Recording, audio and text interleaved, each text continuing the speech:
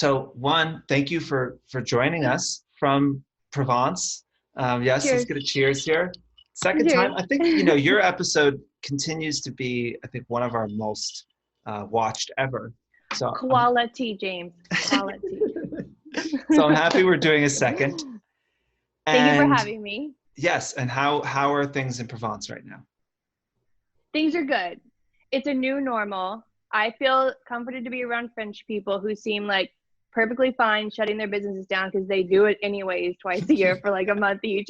Like they're just like, we're gonna go on family vacay, bye. And we're Yeah. like, what? So they're a little more used to not working 24 hours a day like Americans are. So like that's comforting. The food is outrageous.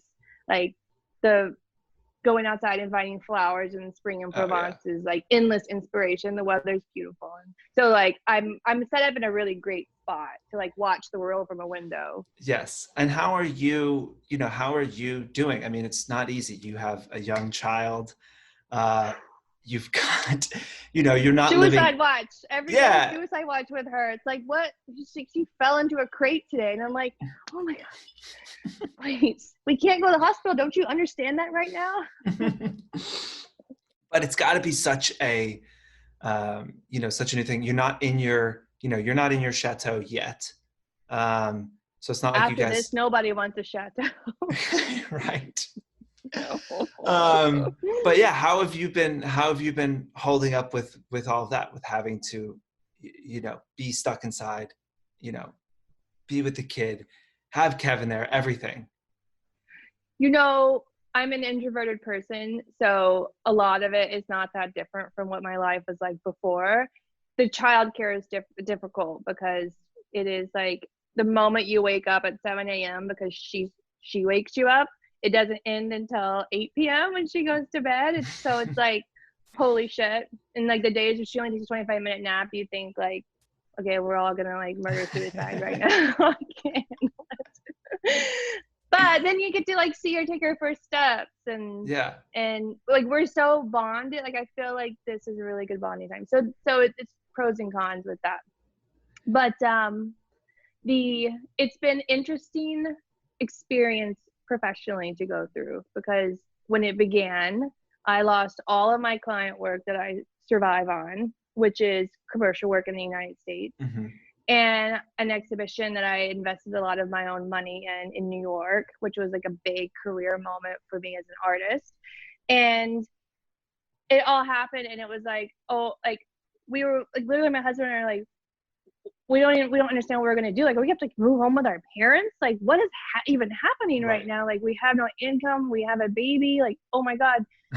And and then the greatest thing happened is like I'd always wanted a store. I always wanted to have my own online store. I always wanted to sell my work myself. And this like jump started us into this dream that I've been kind of procrastinating putting together for 3 years because I didn't need to because I had Hmm. client work, and it pushed us into that. And then it's just like been a total it I feel like I've just totally blossomed in every way as a business person, as like with our security and our family life, and then as an artist to be able to every day practice my work. And the community, like the growth has been insane. And so Yeah. it's like the huge silver lining to all of everything. Yeah. And I want to talk about that because I think a lot of people are not faced with a crisis and say, okay, let's open up an online shop and commit ourselves to creating a No, unique piece of art every day. no, it's like madness, right? But Yeah. I was talking to one of my clients, and they were like, well, we don't have in store, but online's doing really well because everyone's stuck at home shopping online. So I was like, okay, well, it's like if that's where the people are, then maybe it will work. Yeah. And you've been, you know, pretty prolific over the last couple of years in creating, something new, not every day, but I feel like you've always been pretty prolific. And when we spoke last time, you were very into the self-portrait project. And I know at that point you were kicking, Kevin out of the house for a few hours a day so you could Mm, work on that. Um, but when you started it, did you think of it as this is going to be, isolation creation? Let's talk about that as like a wrapper for what you've been doing. Because the idea of you having a store and selling, things, that is something you've wanted to do. And this obviously, yes. Well, made that go faster. I got a little ahead of myself. So basically, we lost all the jobs. Oh my God, how are we gonna make money? And like that feeling is just like the worst feeling in the world. Yeah.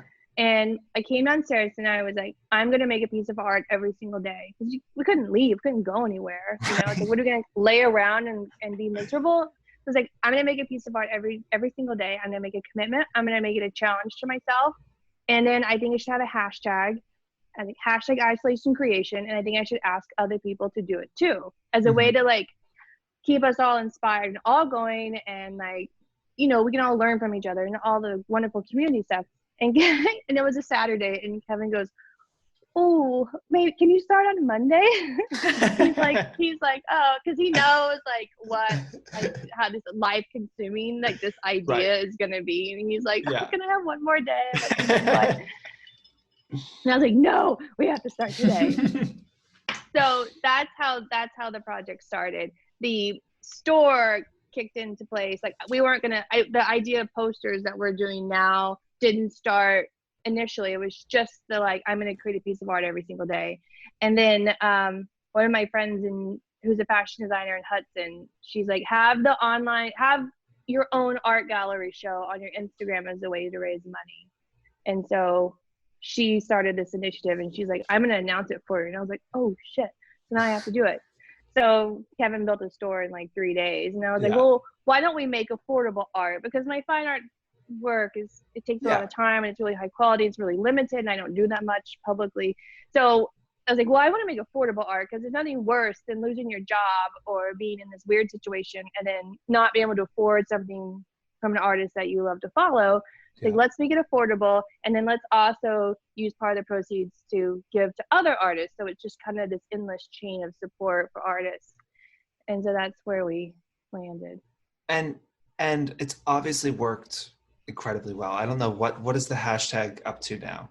It's almost 200,000. Insane. Isn't that crazy? Insane. And there was like a few posts, like Kevin was like, make sure nothing's on that hashtag before we announce it. And there's just like a few little things. So it really is like organically went from like 5 to 200,000. And how so cool. I mean, how did you I think that it was such a great idea. And obviously, like, we're in this unique situation where everybody is kind of going through the same thing. But did you do anything else to encourage it? Like, have you been surprised how well this has been received and how much the community has kind of jumped into this?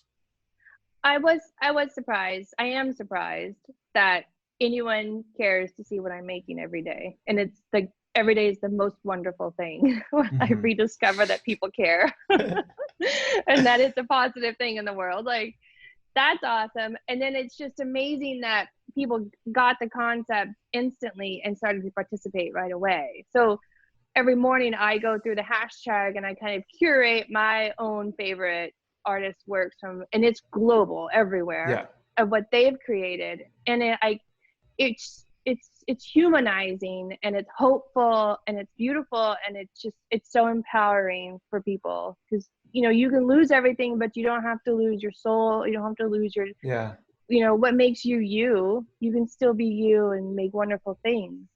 And I have a question. I think I posted about this a couple of weeks ago, which was like, I enjoy using that side of my brain and being creative. I have found it really, really difficult the last month to be creative in any way, because how are you getting your stress out though? How do you get your stress out? Literally, I have to make something to get it out of me and put it into something. So how are you? I don't think I am. Your stress? I think that are you biking? I do bike and I work out, but I think that I'm not great at managing my stress in general, and I probably internalize it a little too much. But does that stress? Does it not? Is it not a blocker to creativity? Is the uncertainty not make it harder for you to just totally open yourself up to that art? The creativity is the savior of the stress.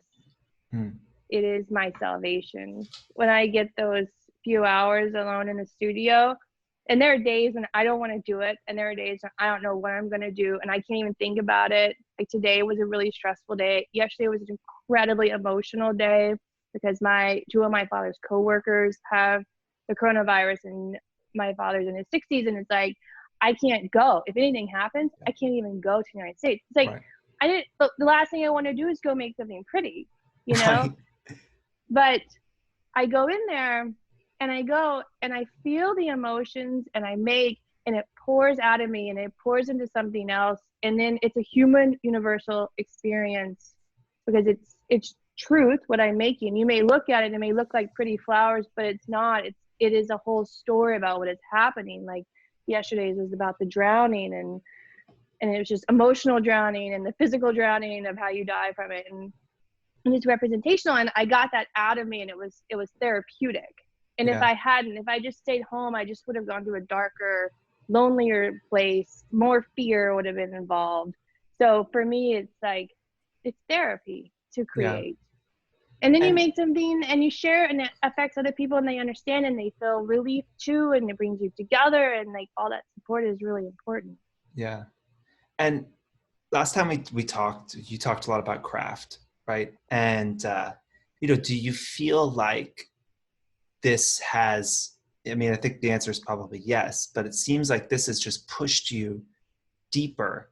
And this really, to me, watching it, it feels like this kind of um, culmination of all these years of work. I think I was talking to my mom the other day on a bike ride, and I was like, Oh my God. to look at Jamie's work when she moved to Provence, which was much more reportage kind of, and So much lighter. Yeah. so much Very lighter, snapshotty. Very very snapshotty. snapshotty, Yeah. beautiful, and to see all the hard work that went in. And now this does feel like some kind of like it feels like some sort of crescendo to all of those years. Does it feel like that work is like is kind of manifesting itself? Because it just feels like it's having a big moment. Yeah, it does kind of feel as if it was all leading to this, which is a really strange thing to think. It can't possibly, it's not something that can be possible, but it just does feel that way. Like I was practicing for this moment. Yeah. And I'm curious, looking ahead, as we continue to go through this, but then hopefully after, how do you feel like as an artist, this crisis and this experience of creating this challenge and connecting to your community in a new way, how this It's, crisis and and how you've reacted to it, how it changes you? I mean, I'm someone who really has to live in the moment, and like, those kind of things are really difficult for me to answer until it's in the past. And I can Mm, look back on it and say, this is what was happening. This is what was going on in me. Like I live very much in the present yeah. every single day. Yeah. So like Have all you I know is what I'm doing today and what it means to me today. And I don't necessarily know what it's going to mean to me tomorrow. I'll figure it out when right. I wake up. And with this, have you had anyone like use the hashtag or kind of submit their own that has been like holy shit, that person, like artists that you look up Oh, to? oh, like that. I mean, no, Yeah. I don't. I mean, I don't like go You too can't deep you can't see in everyone, the obviously. vortex. No, right. But there are some times where I find one that I'm like, this is a really good photograph or a Yeah. really good painting, and I'm like, well, now I could never do something like that because I'm gonna be copying them. So I'm like, damn it! But it's a really great photo, so I have to share the photo. So like, I've been incredibly impressed with what some people have done. Have people been receiving them? People have been receiving them. Yeah, the US is pretty good about getting them. Europe was like super slow because Europe's taking it seriously. Right. And yeah, and so like the packages when they cross borders, they have to sit for 2 weeks before they'll be touched by the French people. Okay. So which is fine and safe and healthy. But then so literally 2 days ago, all the French people got theirs. So like friends Okay. in Paris and friends in Avignon, and I like we ordered the first 25 up to that point, and so we got ours. And the guy like literally I opened the door, he like threw it in. And I was like, yay! Okay, customer service ad, ours are damaged. Other than the like community participation, I think how overwhelming that has been. Has there been any other big surprises in doing this? Anything that's really surprised you? I was surprised, you do Instagram and social media for so long, right? Yeah. And it's all kind of, I don't know, but I didn't know that I could do something and then like have people become more interested and start gaining more followers. I thought like, okay, like this is my lane and I'm gonna stay Mm-hmm. here, and like the growth is very steady and the same. But I'm like, oh my God, it's amazing, and people are getting it and following along and sharing it in a way that's like super overwhelming. And I would never have expected something like that at this point in my social media Yeah. repertoire. Has your following grown in the last 6 It's weeks? like 1,000 a day, Wow. which is great because That's great. I'm like Yeah. a snail on the follower account. You guys are always giving me shit for my number of followers, and I'm like, it's organic, babe. Yeah. Well, I mean, look, you were I think last time you were on the show, what, 2 years ago, you were probably at about 120K. Was that it? Yeah. I don't remember. Yeah, so look at Yeah. that. I'm Look at at that. 270. That's huge. It's It's huge. huge. I think I was not that long ago. I was at 245, like a couple of Yeah. months ago. So that goes to show you how much growth has been happening. Yeah. But Kevin always talks about this, like consistency is so important with people. Like Casey Neistat's blog is when he was vlogging every single Mm-hmm. day, and like how your numbers just go insane. So like I'm showing up every single day and I'm creating content and sharing and process, and so people can like understand that and get on board with that. And there was, I think we touched on it again, but I think I touched on it already, but I'd like to do it so more explicitly. Like, how hard is it to do it every day? Because this It has to have gone a little longer than you thought. I would never underestimate the French for being overly dramatic. Number one. It's not doing the photography part. I get so much joy and satisfaction out of the photography part that I could do it every single day. And I elect to do it when I could before we had a baby almost every single day. Like working on the weekends was my favorite thing because finally like emails were quiet and work was quiet, Mm-hmm. and I could just do my work. So I love having that to look forward to every day. I love it as therapy for myself. I love, all of that goes along with it. The challenge is just how do you do it and make sure you have groceries and diapers and meals and the house and picked up, and like to balance it with real life, because Yeah. being able to go into your studio every single day and make art is not necessarily real life, you know? Yeah. So that balance is difficult to make sure Kevin has enough of his own time, like without the baby too, and he's not burned out, and everything is very fair and shared and Yeah. not too exhausting. It is so exhausting though. I mean, literally, I woke up today and I was like, I'm like emotionally drained from yesterday, and I'm like, I don't know what I'm gonna do. Oh my God. But then Kevin went for a run and he found lilacs, and he came back That's with great. lilacs in the running stroller, and it was like, oh my God.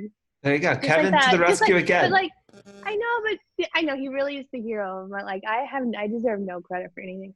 But it's really nice because it really shows you like how the gifts of life. It's not Yeah. like we love Cartier. Sure, a Right. Cartier watch is wonderful, but your husband coming home and with flowers he like ripped off of a wall somewhere, it's like the best gift. It's like Jamie will like these.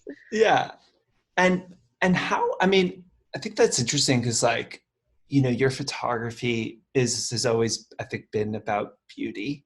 It has Yeah. gotten, darker, and in years past it was, I think, you do create this dream world Mm. of like luxury and beauty and elegance really well. And now you're diving into these more natural and sometimes like dying or dead things Mm. too. Right, You're but kind of still in a beautiful way. still in a beautiful way. But how do you balance as an artist? Yeah, the mood of the world, people losing their jobs, people having all this uncertainty, people dying, with that like other world that you're creating, which has always been about grace and beauty and elegance. Right. Well, I think that there is always beauty in truth. So even when you're facing difficult things, there's still beauty in that. And that is hopefully what I'm able to see and translate through my work, you know? Other than like finishing that project, like, continuing to do it until the lockdown is lifted. Do you have any plans for this project that go beyond when we're actually all locked down? Do you think it's something you're going to continue to try? Are you going to continue to sell art? What's the plan coming out of this? So I'm continue. I sell fine art privately, and I'm getting much more comfortable doing it publicly myself. And I was gonna go the route of doing it through people like galleries and stores, but now that I've kind of empowered myself to do it myself, then I might just prefer to do it that way and not have to give them 50% of the commission, because they always want you to do all the work anyways. They want you to create the work, and then they want you to like sell it for them through your social media. And it's like, oh my God, just sell it myself. So I've learned, like some things I've learned. So that's definitely one thing. Kevin and I want to invest in making photography tutorials this fall that we will put in our store. And this is where I can actually really like focus, like properly focus, go through processes, and like answer questions and create a photography community group where you can basically educate yourself through me on how to be a photographer, and I'll just share everything that I know, from commercial stuff to fine art stuff to gear and etc. So that's going to be in the future. New product stuff. We want to explore taking these photographs that I've done for Eisenstein Creation and do journals or postcards, like other products. This is very new to us, so we have to see stuff like that, how that works. I would love to see if I can make this into a book. So we have to see about that. But that's as far as I can think. I think the French should put it on a stamp. They would be great stamps, right? I mean, the French don't get too excited about anything, but I would be so excited. Their stamps are really beautiful. I never buy stamps, but I went to the post office like last year, and the stamps were so beautiful. I bought them and put them in my drawer. Like I'm like a 6-year-old cat lady. Like I put them in my drawer, but literally when I open that drawer and I see them, it makes me so happy because they're beautiful. They're little hand painted ballerinas. That's lovely. It's like so French and wonderful. That's lovely. But maybe they could have an exhibition in France or something. I don't know. There we go. Yeah. I don't know. I appreciate you talking to us, and I think that a great lesson for everyone that you are in some ways not in control of the world, but you are in control of the way that you kind of deal with it. Yeah, you cannot control what happens to you, but you can certainly control what you do with your day. Yeah. And if you're sitting there and everything sucks, we'll try making something and see how it feels. And I encourage everyone, if you haven't seen it, to scroll obviously through Jamie's work, but also just through the hashtag, because there are people who are incredible and are obviously artists, and there are people who are just trying, From embroidery to like musicians to painters to photographers to illustrators. I mean, like if you make it, they come. It's just there amazing. We go. I love it. Yeah. Well, thank you so much. Always a pleasure to talk. We got to also see the sun kind of go down in Provence through your window. Right? So that's lovely. I know. Yes. I said it for her. I was like, they have to see the sky. Well, we look forward to seeing what you produce every day. And again, thank you so much for sharing with us. Oh, and did you know, like James? Yes. My Instagram handle. Oh, yes. JamieBeck.co. So you're for.co. Yes. Which is where I learned the co from. How many years ago did you guys change that? I think 3 or 4.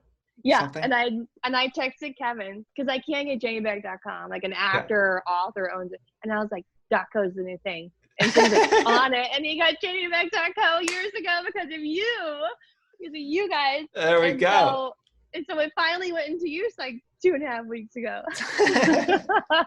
and then Danielle over, she helped me get Instagram to like get on it and change it.